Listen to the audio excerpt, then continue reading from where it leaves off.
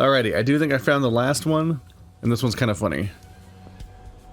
The interactive vending machine disguised the interactive stone on the map for me, and I thought that was what the arrow was for, because the previous thing where the blue arrows don't always mean the stones, including the blue arrow over there. Whoops.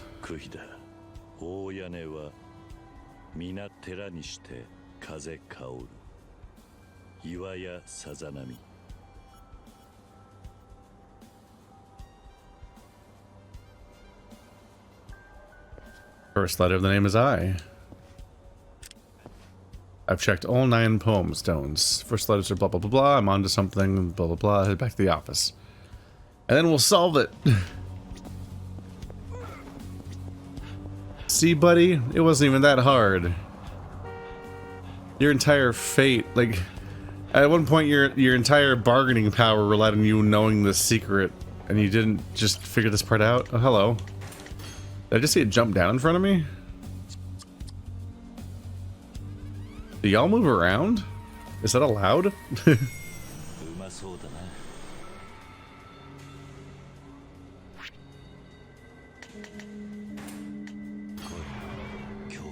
Oh, you hate salmon pate. Wow, I don't think I've even seen the negative one before. I've just seen a lack of positive.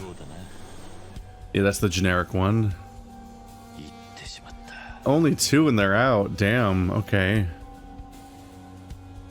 Okay. Well.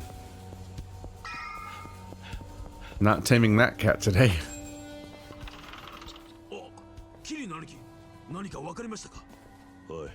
The city must have answers. Literally the opposite of the, this town needs secrets.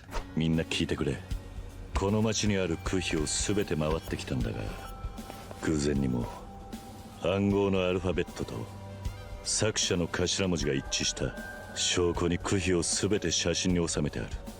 田頭、見てくれ。へい。確かに完全に一致してますわ。もしかしたら例の暗号の開示表は区碑に刻まれた詩かもしれん。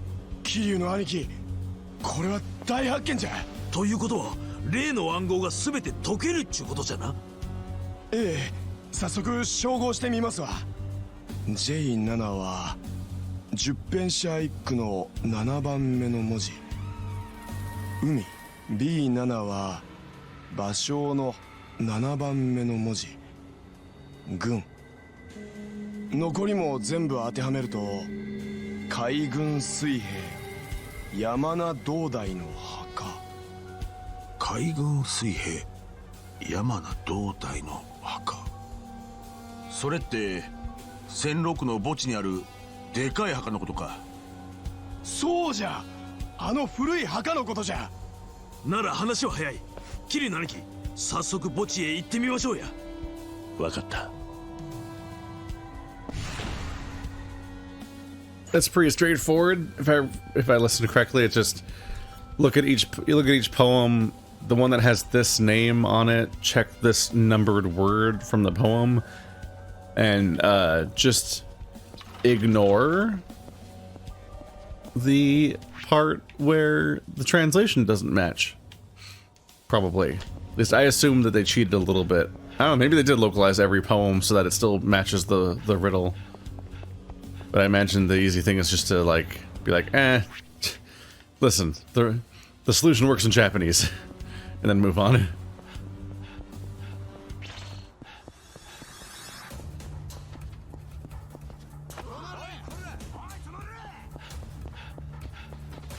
Back to the cemetery.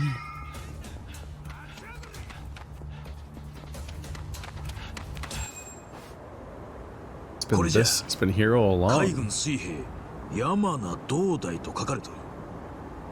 この墓に秘密が隠されている。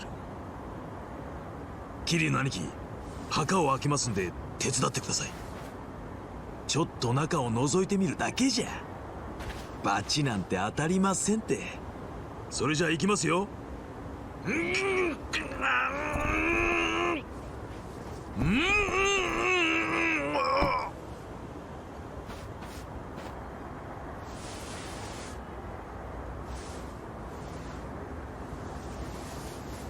何かあったか？奥に何かある。 Cuts his arm off.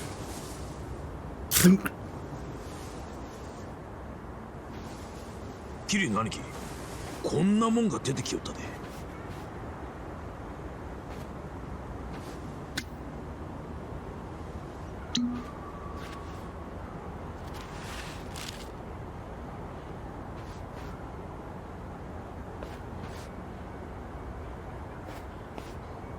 これは昔の石見造船所の見取り図ですかね。確か戦前まではここで船を作っとったらしいです。ただ老朽化で今は敷地も完全に封鎖されとるはずです。ローの暗号が示す場所はここだ。ここに尾道の秘密ってやつが隠されている。桐生の兄貴、半純義を追った時のイーノの船がまだ使えるはずじゃ。あれに乗れば造船所に入り込めますけ。頭、船まで行くにも本家の連中がうろついてるはずじゃ。おいじゃけど暴れてえんじゃな。当然じゃ。もう遠慮はいらん。兄貴、フェリー乗り場へ行きましょう。 It's always very goofy when one of the clues leads you to another that you got via directions leads to just another clue with yet more directions. And you're like, okay, man, what the fuck's the secret? Each step of this could have been the secret. Find the lost child. You. Oh, this quest sucks. I don't want to. It's fine, I don't need to find this child. Bye. I just don't want to search the entire town for some kid. I mean, sure, if it's like real life, but like in a video game, I'm like, this is miserable.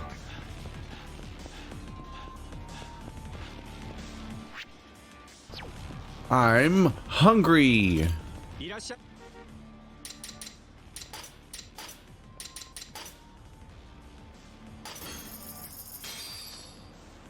50 green points, please. さあ行くか。ありがとうございました。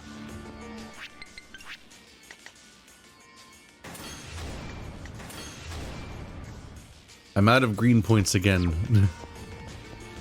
I require additional greens. Please let me eat my greens. Carry away picking up garbage. こっちは準備できとるで。はよ乗ってくれ。 Just little garbage. Oh, I guess I found the kid. I crossed the threshold. おいじゃ兄貴、もう兄貴は準備できとるんで。 I'm ready. 行こう。へい。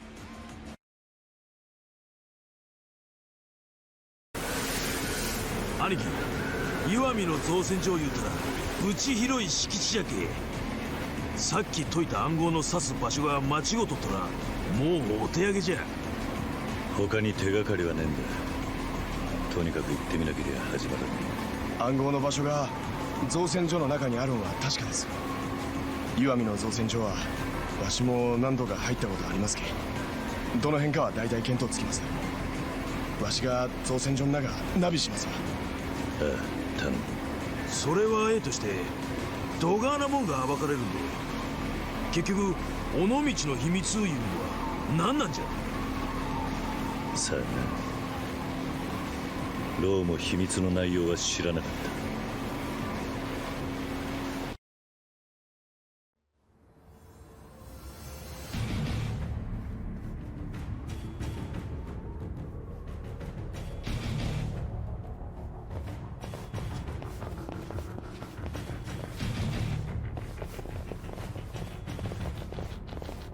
出てきよったで兄貴。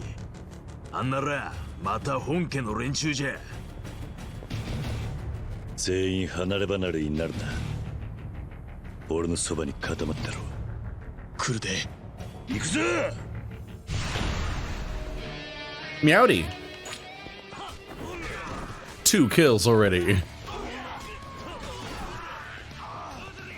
Damn. Triple kill.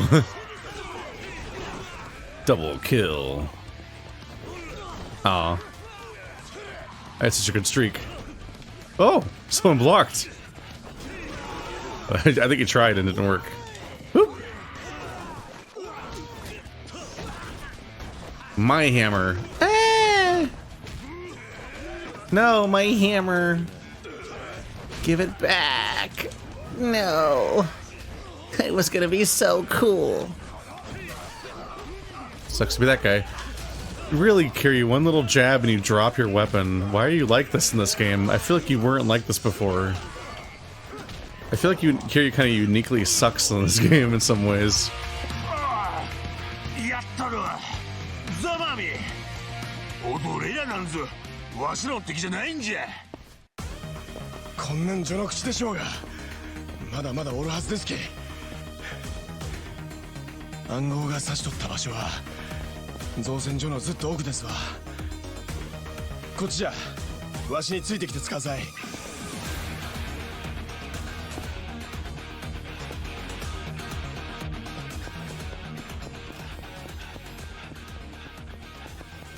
That is a barrel.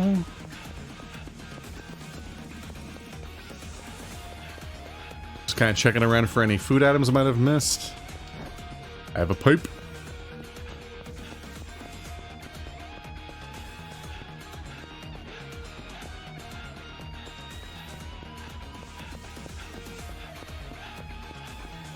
Gotta check every corner for surprising items. There's one.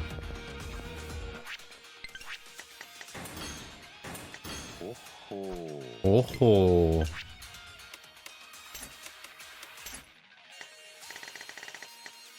Now I can get 2 useless skills.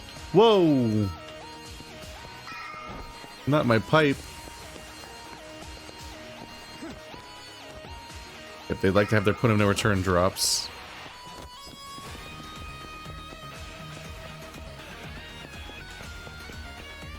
It's a sneaky way of doing level design where you just can make sure that people can only go forward through the level by making a bunch of drops so they can't get lost or end up confused and backtracking.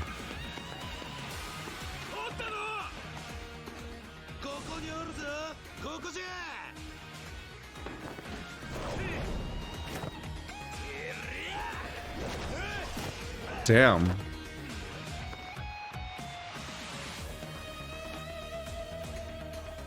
It's a scary jump for everyone to pull off there. No! A forced shimmy has made me lose my pipe. Can I even fall off? I don't think so. Pressing left and right doesn't do anything.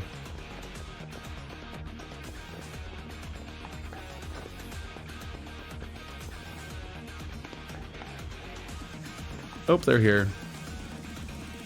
Or more of them are. This is a bad place to fight. People are gonna die up here. You first. Oh my god, I hit like 8 people.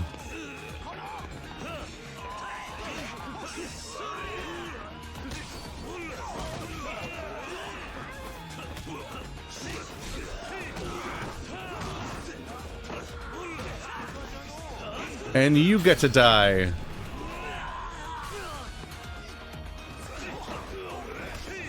Oh, he's too cool to fall off a ledge. You're not.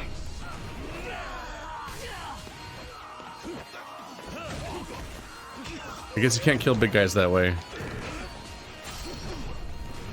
Whee!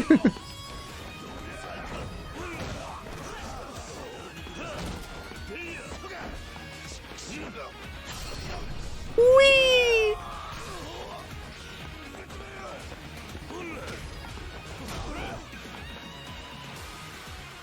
Bye-bye.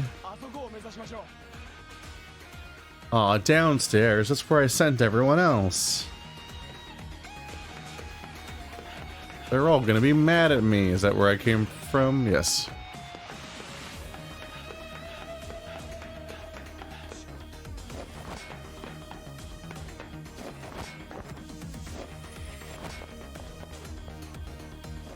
Go. Ow. I missed the platform. My knees have been shattered. Kiryu has suffered irreparable damage. It will take years of physical therapy to come back from this one. But he got a stamina on, so he's good.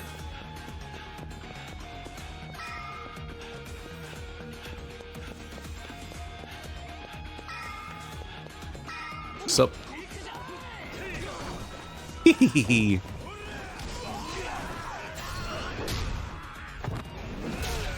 This weapon was technically more lethal when I didn't do a heat action because it would hit multiple people. You kind of fucked me on that one.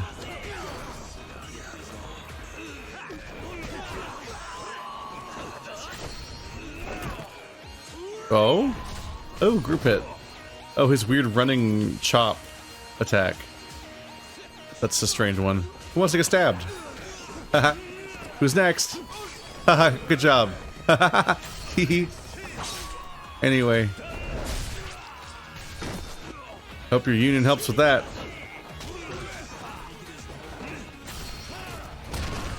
God. Is he okay? That's fine, it doesn't matter. Where's the item? Oh, it's a crack on the ground. Hey, a pipe.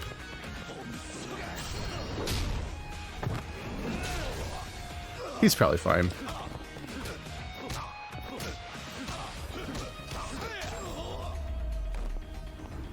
It's very funny that jabs have animation. They have a priority because of how quick they are.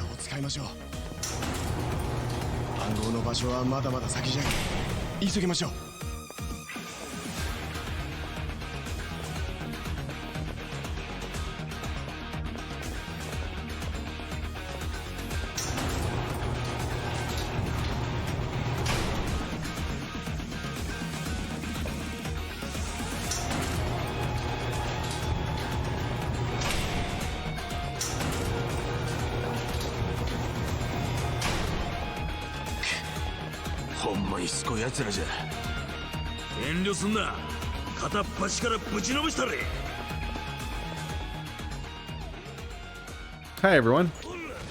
That guy has a health bar. Did I hit the right guy? I don't. Oop, maybe. That was a lot. Yeah, that's a lot of health bar to shoot through, so that's probably the purple guy. Yep. It would appear there is more than one of them.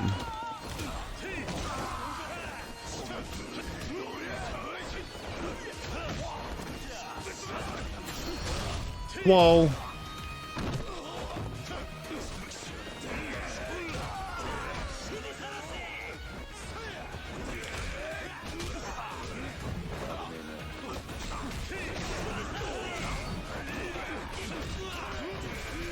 What?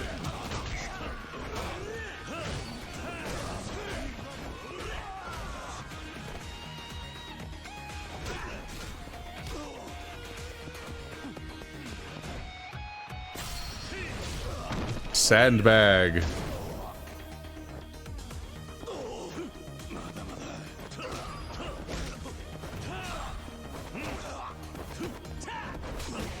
We're gonna call you Mr. Sandman because you don't exist. Ow.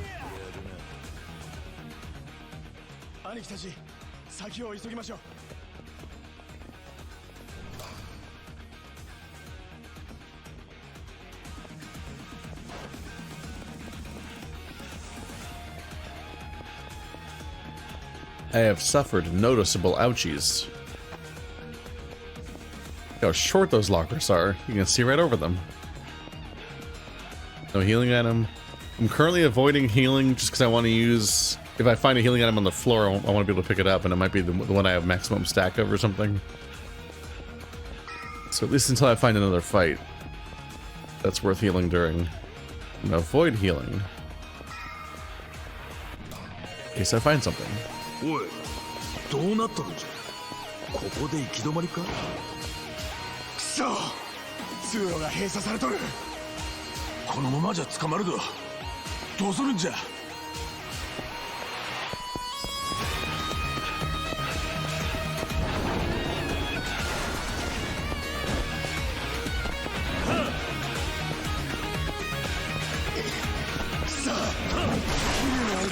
One hit.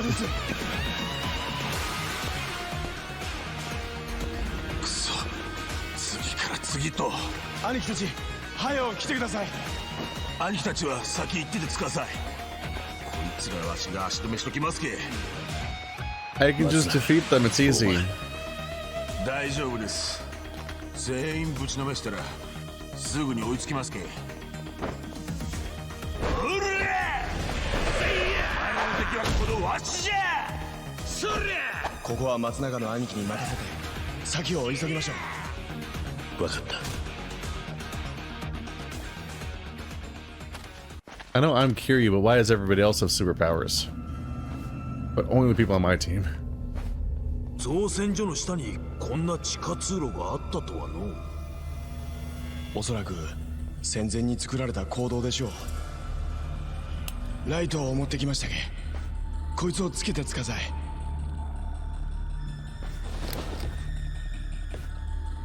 しばらく歩きますけ。ついてきてつかさい。 Hammer! I still this. The hammer survived the cutscene. All the times for me to get to keep it. I wasted it.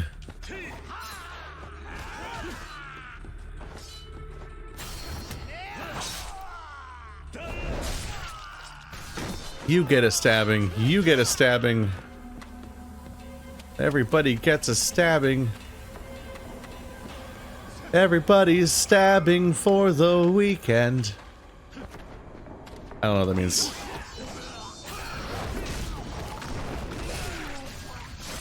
I stabbed him with his own knife and then kept it.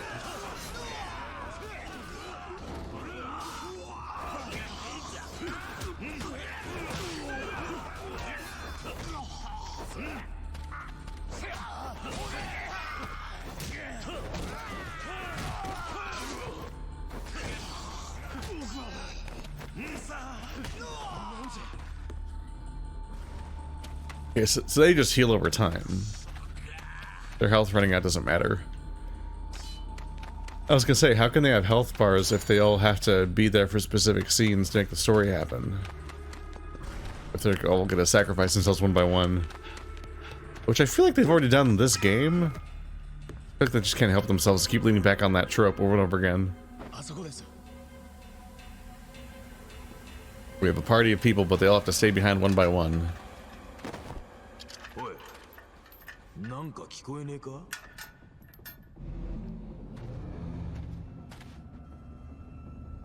Until only you are left behind for the final boss and or story revelations.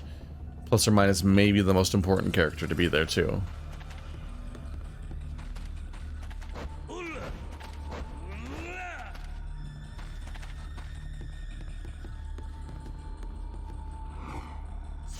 Right. Where the fuck did you come from?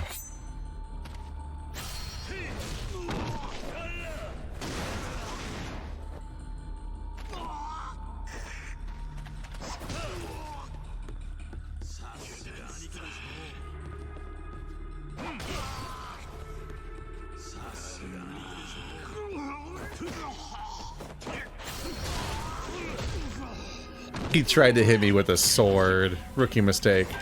Ow.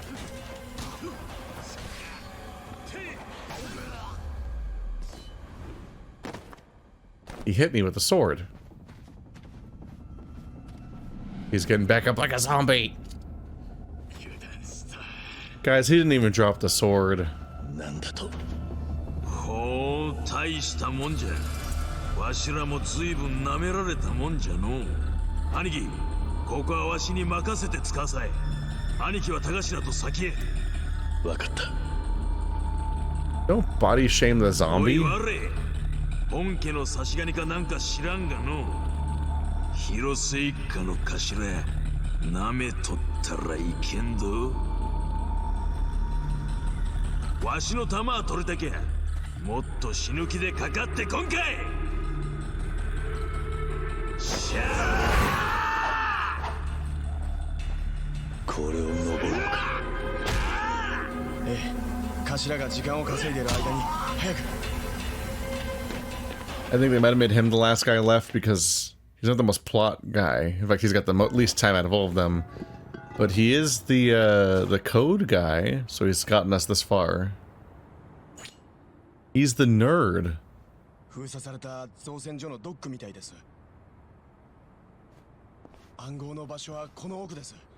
急ぎましょう。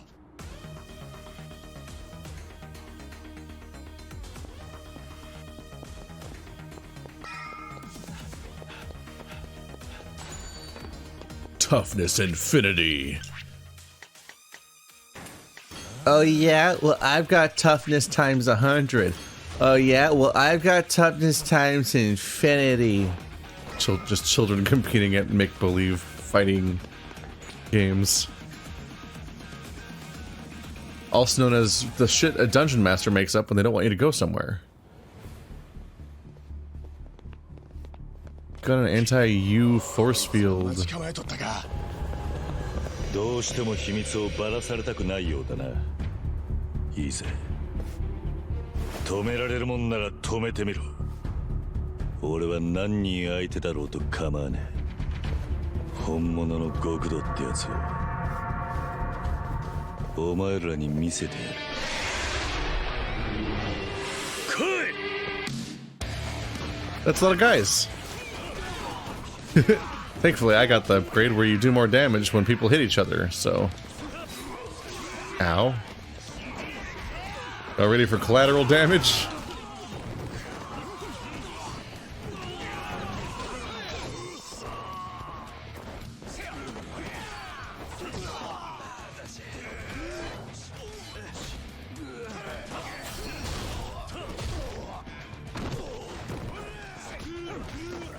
Ouch. Ow.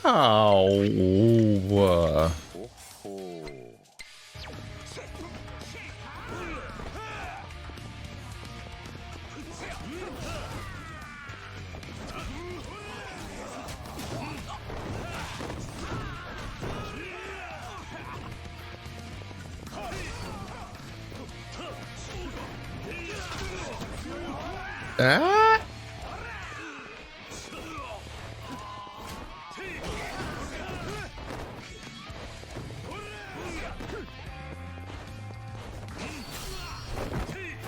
Tiger Drop does not fuck around. The slightly tough thing about these fights is that they're pretty good about not ninja-ing. And that when you fight one of them, the other guys are pretty good about actually attacking you, not just letting you get away with ignoring them. Whoa. Sweet backflip, bro. Oh, that's a grab. Nope.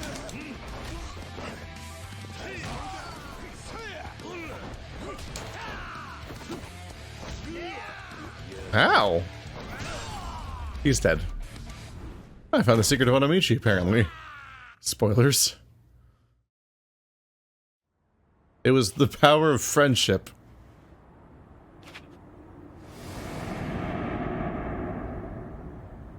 Tagashira. どこだ? 兄貴、こっちだ。暗号が差し取ったのはこの辺じゃ。多分この扉の奥に何かがあるんじゃ。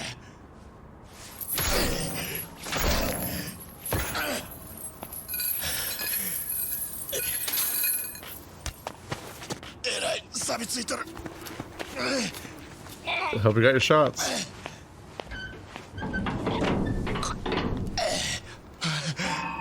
兄貴。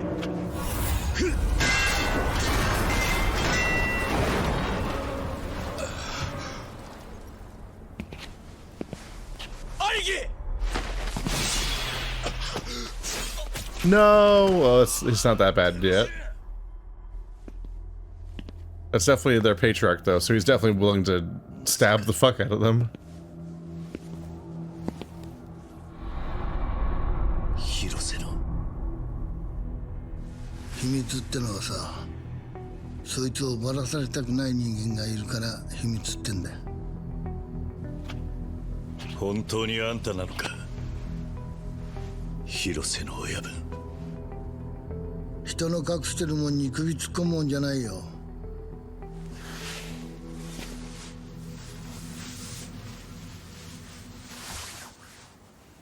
なあ、桐生さん。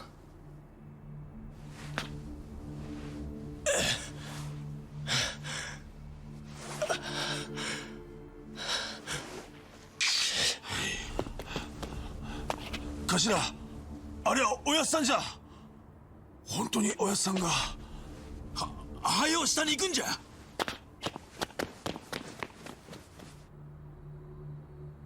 尾道の秘密を守るためにあんたはユータやハルト、そしてハルカのことも道具に使ったのか。おい高頭、そこにいろよ。後でちゃんと訳話すから。おやっさん、ほんまにおやっさんは尾道の秘密を守っとるんですか。おいじゃけユータをローと差し違えるように仕向けたんですか。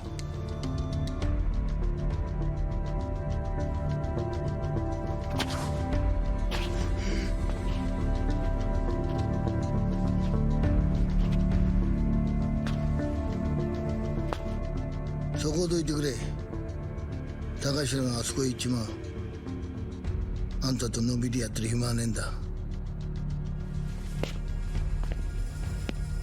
その前にあんたは広瀬一家の門に説明しなきゃならねえことが山ほどあるはずだ。なあ、どいてくれよ。頼むよ。なんとか言え広瀬。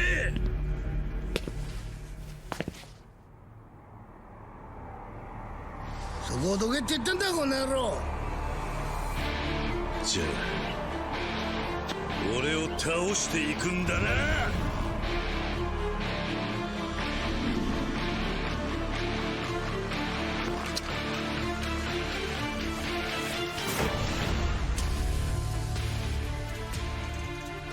So this was ultimately his job when he was this unambitious local family leader that's been propped up in this particular spot for decades.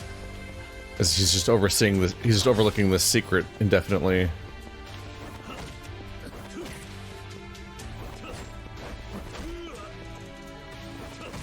He like kicked me back like a taunt.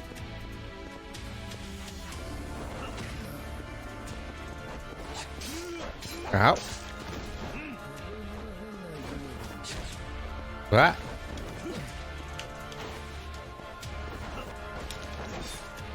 Ow. My organs. Oh god, he's ready.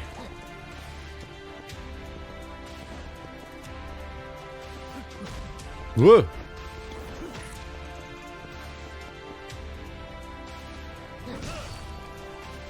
Aha.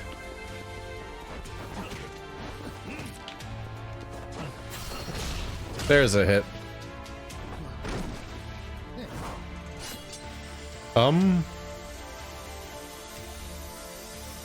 Those are some wild knives.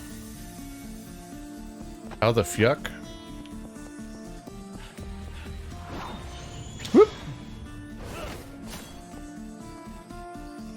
Can I have that knife? Is it mine now?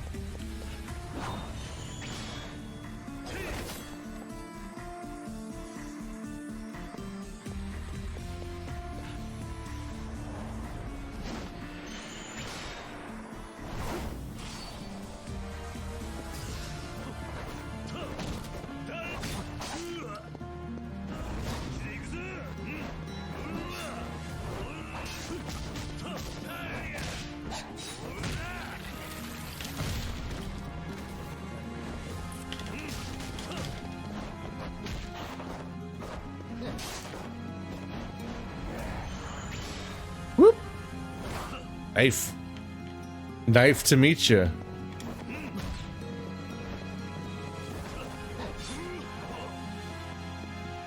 Ow.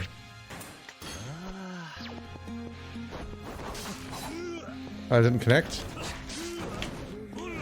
Nothing's connecting. Frustrating.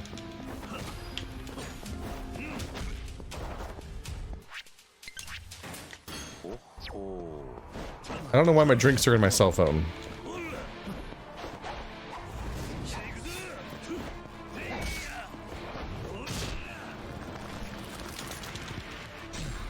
Whoa, he blocked it. He blocked my entire heat. That's never happened before.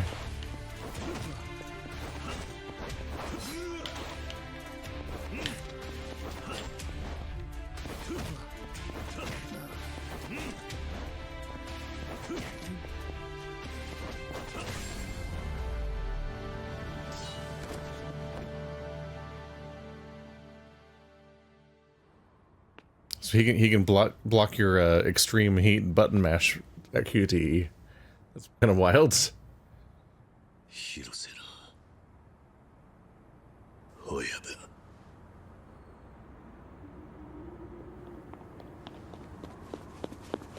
兄貴おやっさん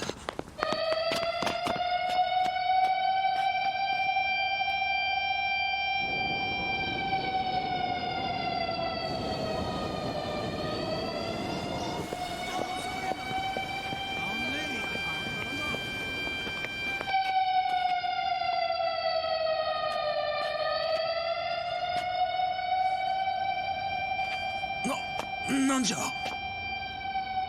俺の負けだな。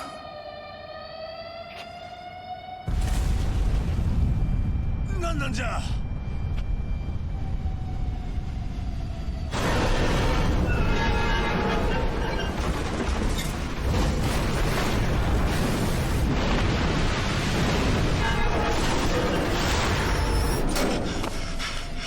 奥にこの奥にあったでかいレバー動かしたんじゃ。そしたら急にサイレンが。田頭踊れがこれを。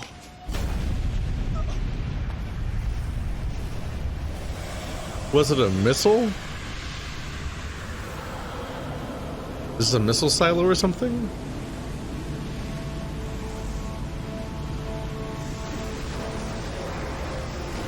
I'm thinking yes.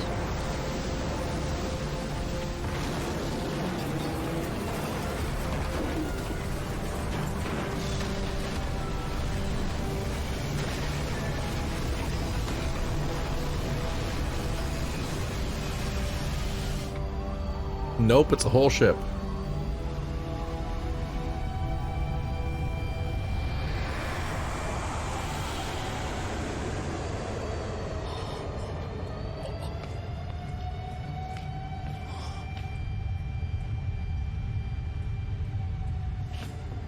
How did you even get that down there? ヤマトありゃ戦艦ヤマトじゃ。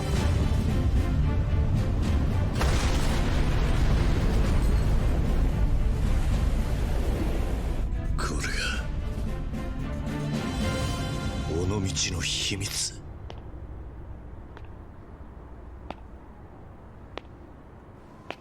I think it's illegal for them to have that. クルス会長 With the whole no Japanese military thing. あれはヤマトなんかじゃない。 It's actually a near replica in the middle of the Mojave Desert. それを超える超大和型戦艦と言われた旧日本海軍の最高機密だ。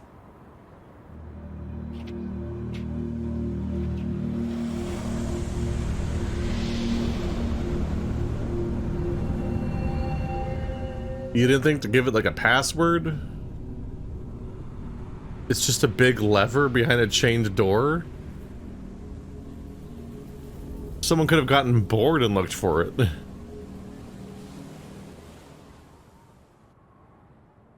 This is goofy as shit. 終戦時未完成に終わった日本の最終兵器。歴史上は計画だけで終わったとされる世界最大の戦艦石見造船はその建造を極秘のうちに軍から命じられていた。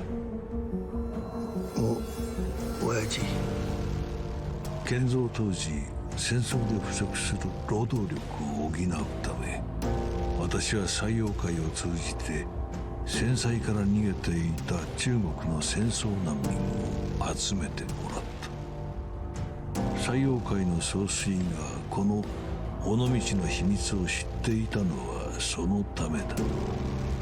ローは先代から秘密を受け継いだと言っていた。不幸にも戦艦は完成を目前にして終戦に間に合わなかった。そのために石見造船が抱えた莫大な損失はしかしある人物から補填されることになった。ある人物。旧日本海軍将校大道寺実。大道寺実、どっかで聞いたような。大道寺は日本の存亡に関わるとしてそれまで独断で超大和型の建造を進めていてね。言ってみれば戦費の横領だった。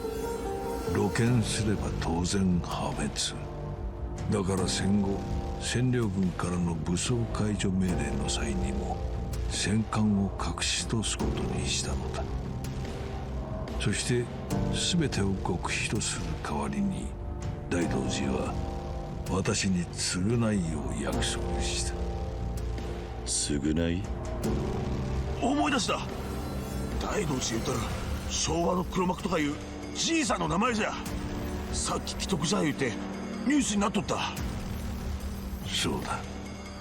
占領軍が去った1952年、破滅を免れた大道寺はいつしか戦後内閣の黒幕ともいえる存在となっていた。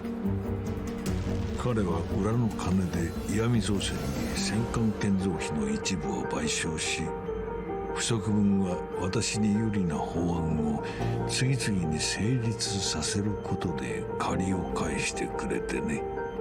それは国家の法を私物化することに他ならなかった。そうやって私は政府のさまざまな人間と裏で通じることになった。そこで生まれたさまざまなしがらみは政界の人々に複雑な根を張り巡らし、それは現代の政界にも引き継がれている。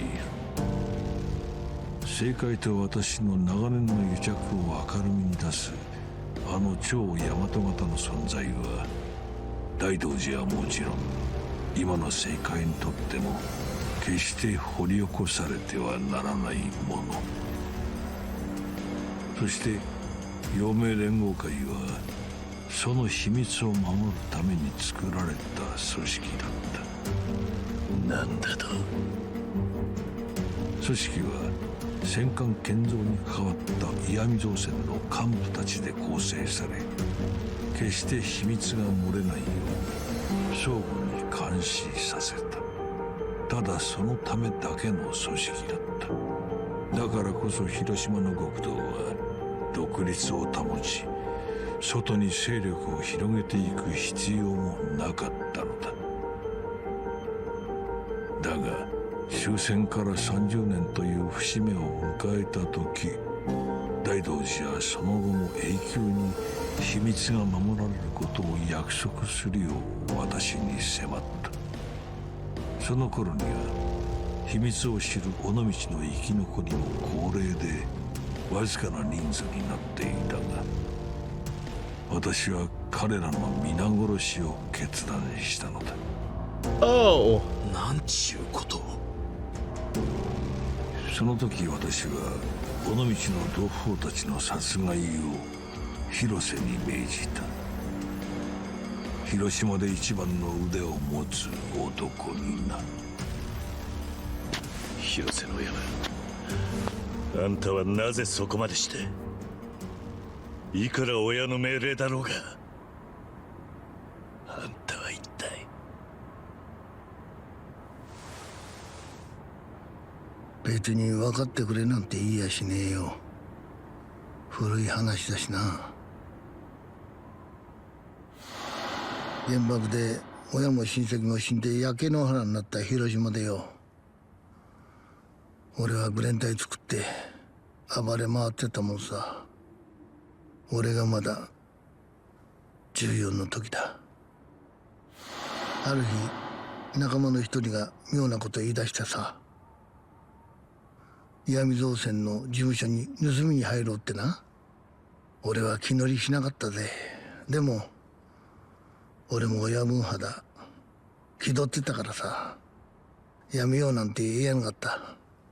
で仲間たちと押し入ったんだ。でも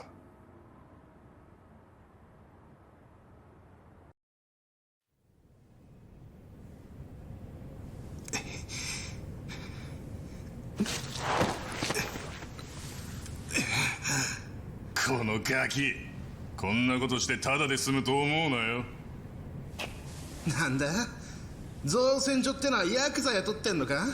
おあ、ヤコウが説教すんじゃねいい加減にしろよ。え。なんだ、ガキ相手にそんなもん出すのか？やってみろ、やってみろってんだ。撃てもしねえくせによ。Damn. 待ちなさい。こ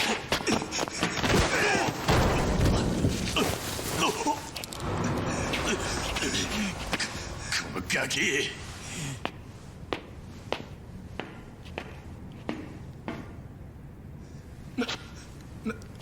なんだてめえは。主の顔も知らないで押し込み強盗か。まあとにかくそれはこちらへ返しなさい。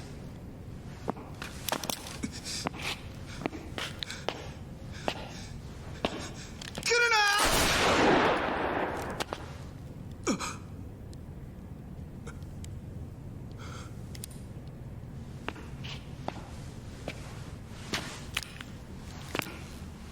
な。おい、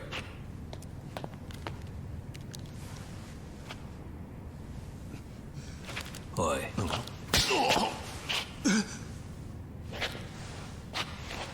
すまなかったな。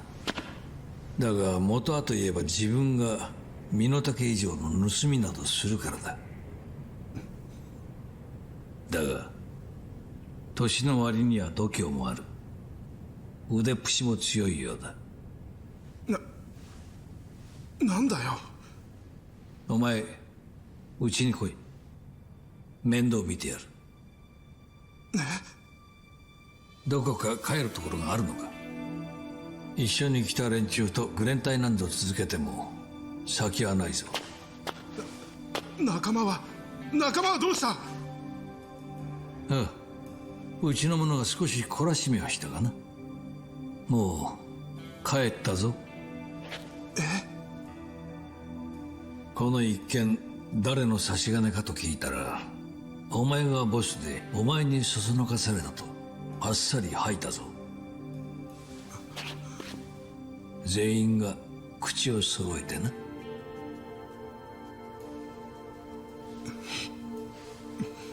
お前は仲間だと言っているが、自分が少しでも苦しくなったらすぐに人を捨てる連中だ。それが仲間なのか？そんな連中とつるんで何ができる？何の意味がある？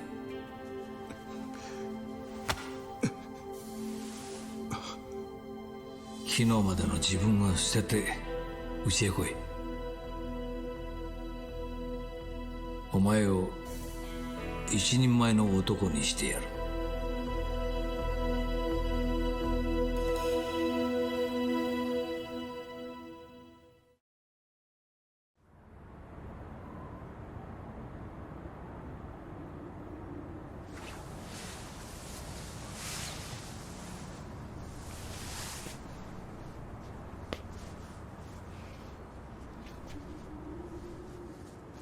俺は陽明連合会の古部になった。でもすぐには馴染めなかったよ。兄貴分だろうが誰だろうが気に入らなきゃすぐに手が出ちゃってさ。だからもっぱら仕事は鉄砲玉ばっかだよ。喧嘩が始まると真っ先に「広瀬行ってこい」なんて感じでさ。でもそんな俺をクルスの親父は大事にしてくれた。喧嘩に勝つたびにうまいもん食わせてくれて、小遣いもいっぱいくれて。でも何より褒めてくれたのが一番嬉しかった。褒められたかったんだ、親父に。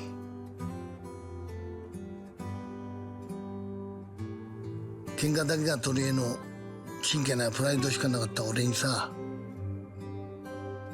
クルスの親父は生きがいみたいなもんをくれたんだ。口には出せなかったけどさ、本当にありがたかったぜ。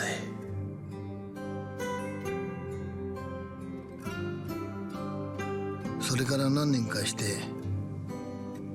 俺は親父に呼びつけられた。夜中だった。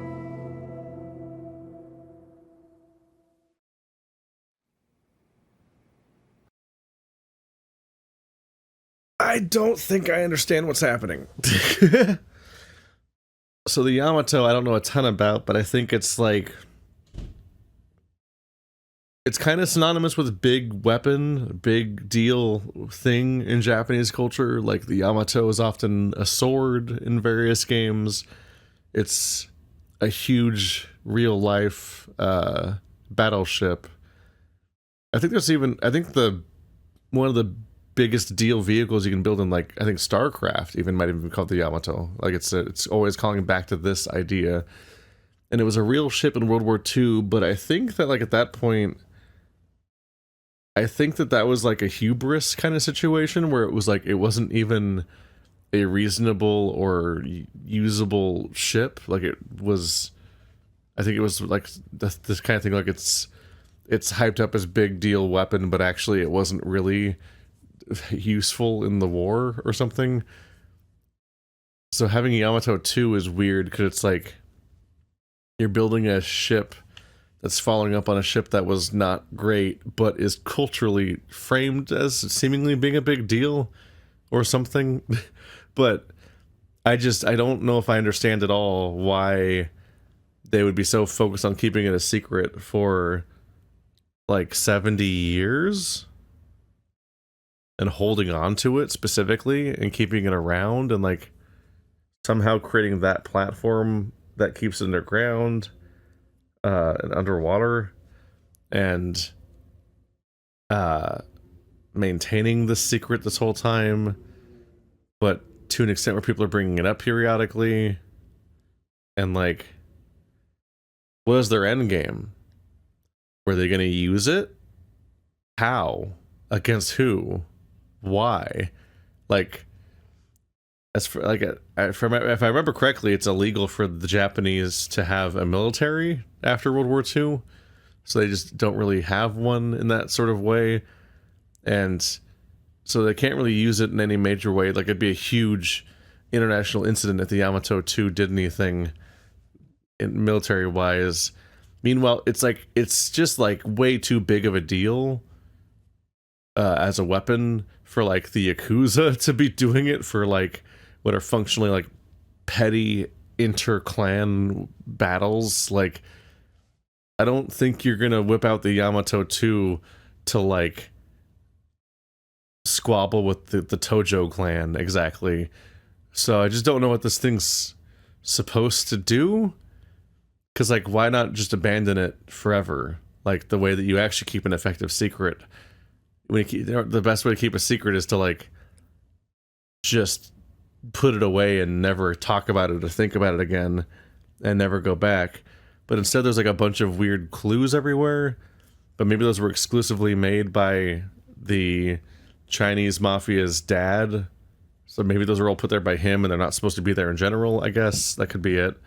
But then like, why not just reveal the information? Like, if you want this secret to be a bargaining chip that you can use, that your son can use, why not just give him the information in some kind of reasonable way? Why make him do a multi-part scavenger hunt that results in him just having to physically go to the actual place? And as far as I can tell, the only way to find out what the secret was to bring the Yamato out. So you didn't give him the ability to use it as a bargaining chip or blackmail because he didn't know what the secret was. But you said that this is their weakness. But the only way he can investigate it and even learn what the weakness was to come here and expose it to the air and essentially get rid of his bargaining chip because he's revealed the Yamato too at that point, because it's really hard to miss it when it does that. Like, I feel like the secret's out now. So I don't understand what his dad's plan was on that level, because he didn't give him actionable information to actually act on. But also, like, this secret is this big of a deal, and you couldn't just, like, put it behind some kind of system that has, like, a password at least? Like, that was a big-ass vault door that people cannot reasonably open, but it's not locked. Like, we're all the way back to Akiyama and his fucking vault, and how the quote-unquote lock was just the fact that it was hidden behind a bookshelf. So if you found the secret way to open the bookshelf, the vault was just unlocked behind that, and you could just go in and take all of his stuff. And once again, it's because they keep wanting to have scavenger hunts, I guess.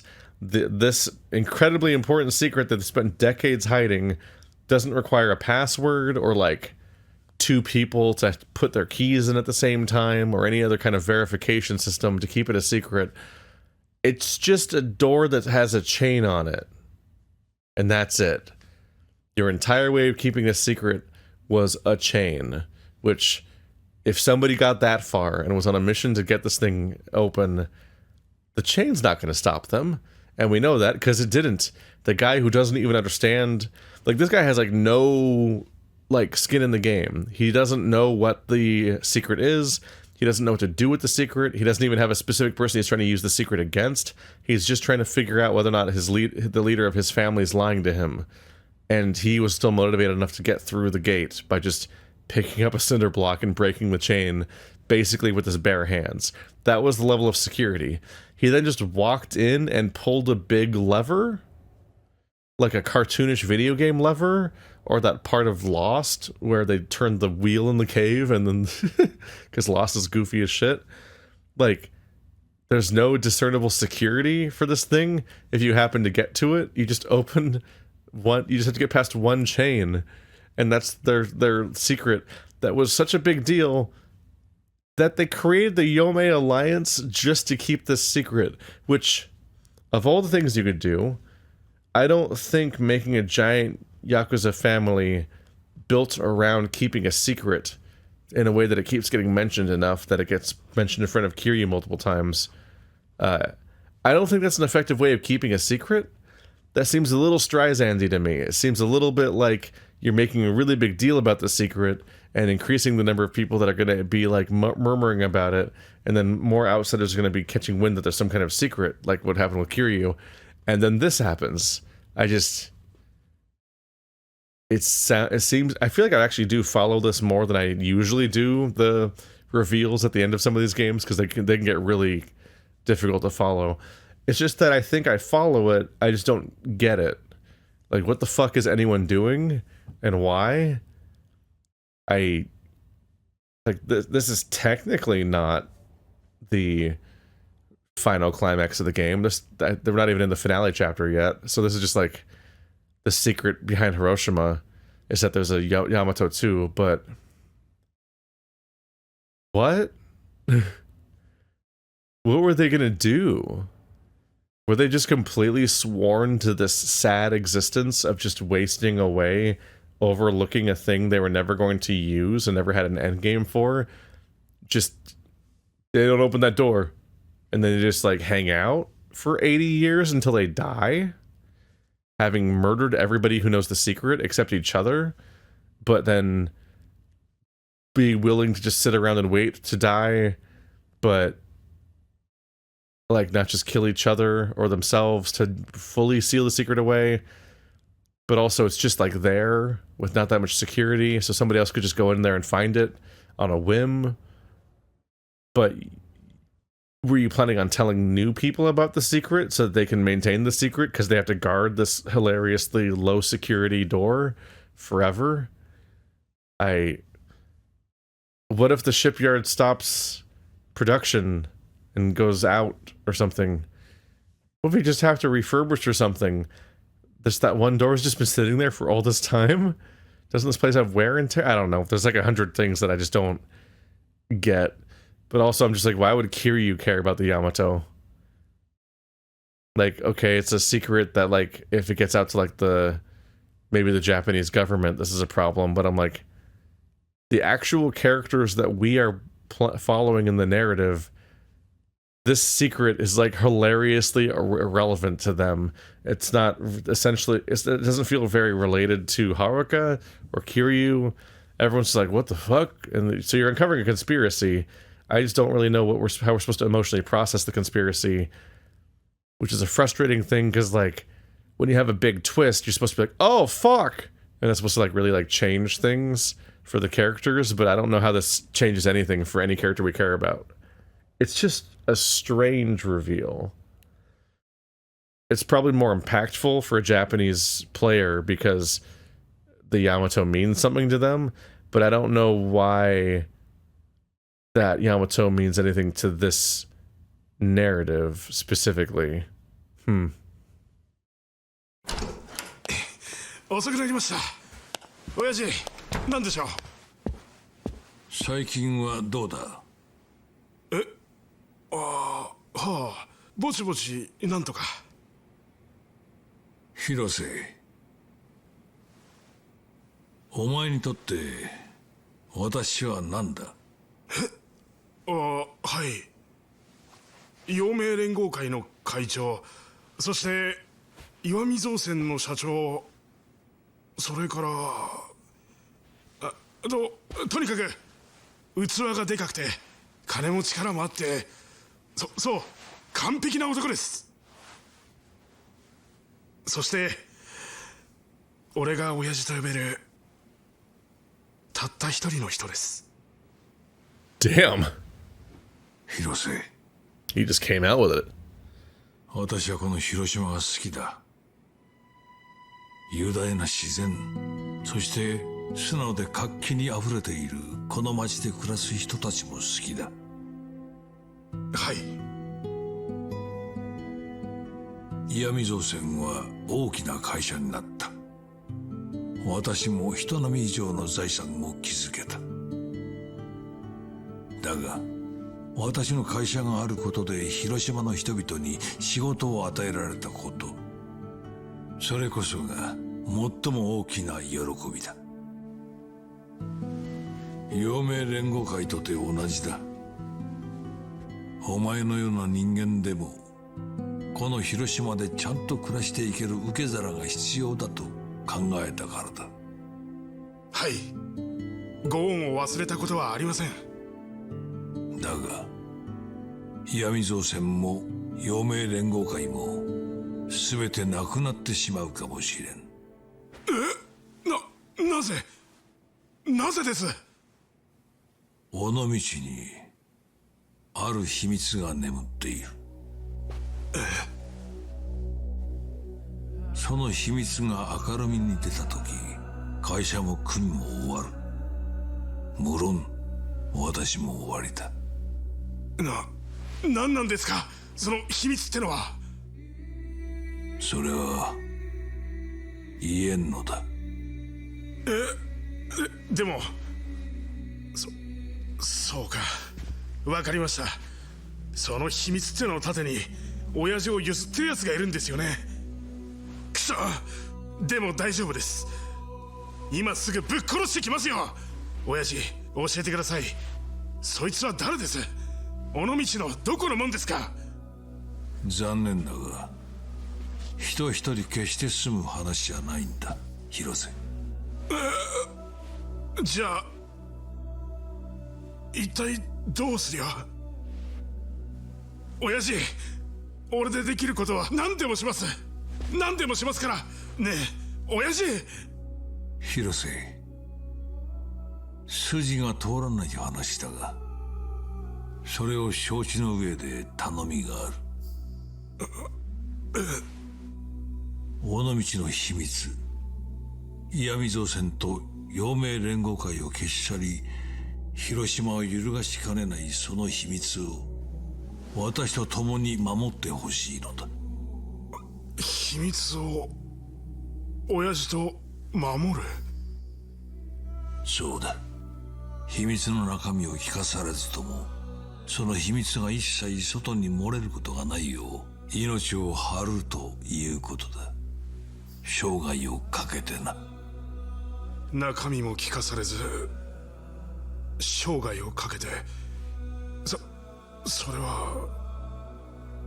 確かに中身も知れない秘密を守ることはとても辛く大変な覚悟が必要なことだ。いえ、わかりました。そうか。でもその返事は私の覚悟を見てからでいい。お前に大きな覚悟を求めるなら、私にも同じ覚悟があるとお前に知ってほしいのだ。覚悟って、親父、秘密を守るくらい俺でも。私だ。ああ、すぐに来てくれ。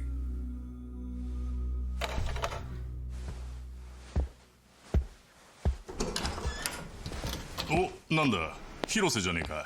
兄貴。親父お呼びで。兄貴、親父、なんてことを。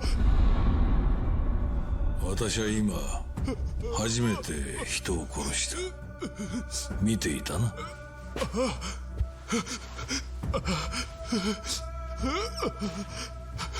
どうする？警察に通報して私を売るか、それとも墓場まで持っていく覚悟で秘密にできるのか。 What did that even accomplish? 尾道の秘密は、あの秘密はこんなこととは比べ物にならん。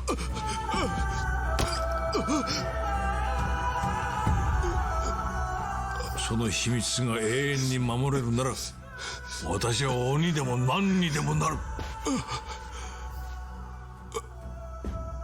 頼む。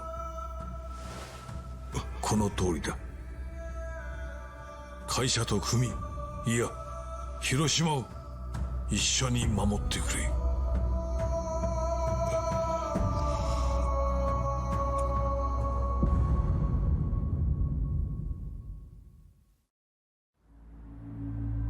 That was a good time to be like, hey, this guy's fucking crazy, actually. 不思 Fucking. 議な気分だったよ。あそこまでされたらさ、もう秘密の中身なんて二度と聞く気も起きなかった。でもその秘密を守るため、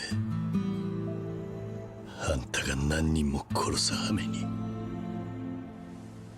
都政の義理ってやつさ。嘘だよ。親父に頭下げられた瞬間にさ、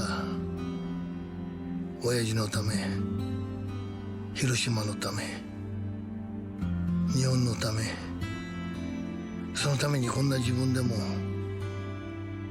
It's really weird to have an undying loyalty to a guy that just proved that he will just kill one of his followers for no reason. To prove a point, he says. But, like, he wasn't even protecting the secret. It was just some guy that works for him, and he just murdered him. He's like, how is he different from you? なんか役に立つんじゃないかって。本気でそんなこと思っちまったんだ。バカ怖いよな。でもあんたならわかるだろう。わかんねえか。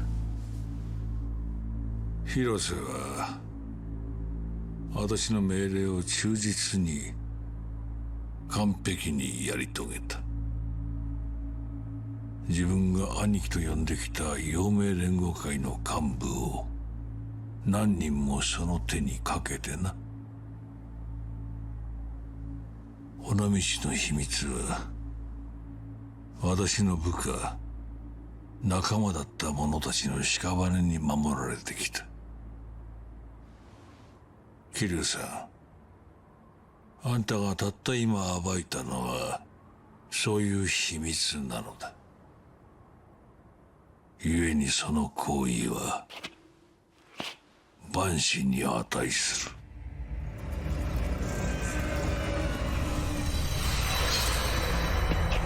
やさん、南雲、何をする気じゃおやさん。やれ広瀬。この場にいる者は全員道連れになってもらう。そいつもまとめてやってしまえ。おやさん、もうやめてくれや。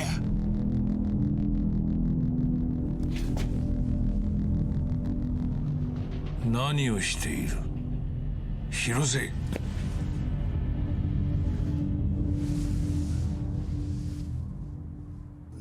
ダメなんですよ親父。こいつは南雲は。おやさん、そうだ、お前頭悪いから尾道の秘密が何なのかよく分かってないよな。だからそこどけな。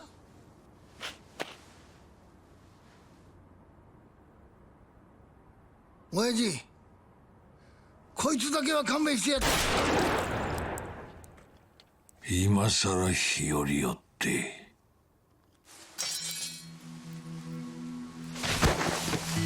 おやさん。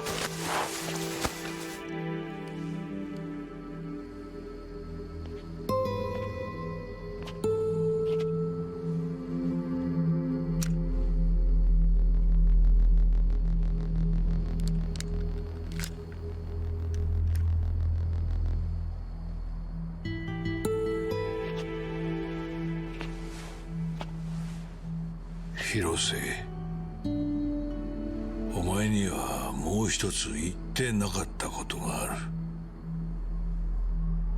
かつて大東寺が私に命じたのはな、実を言えば戦艦の破壊だった。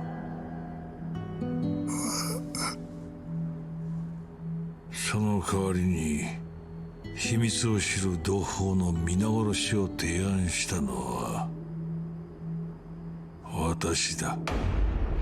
なんだと。戦艦が跡形もなくなれば私は大東寺に対して切り札を失うのでな。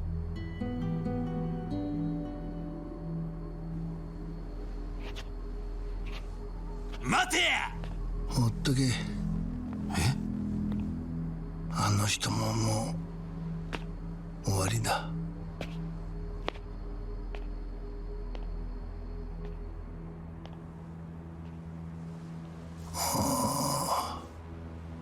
すげえなあれ。俺もさ、尾道の秘密ってのは何なのか本当言うとずっと知りたかったんだよな。ありがとなあんちゃん。親分。南雲。なんじゃ。松永。おやさん。本当はお前らに殺されてやりたかったんだけどな。どういうことじゃ。お前らの父親は俺の兄貴分だった。分かっております。じゃけえおやっさんはわしらの面倒を。そうじゃねえ。兄貴たちも尾道の秘密を知る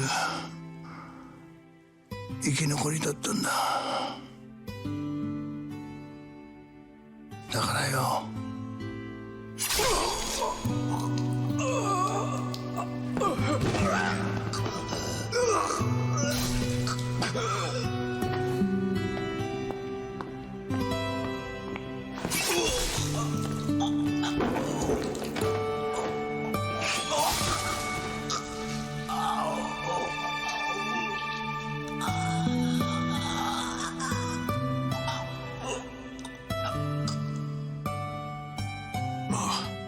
まさかおやっさんがわしらの父親を。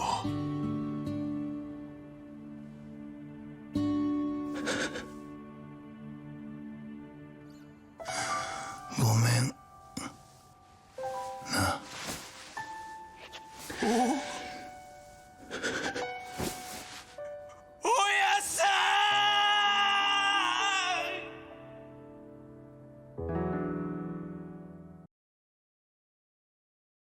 Well,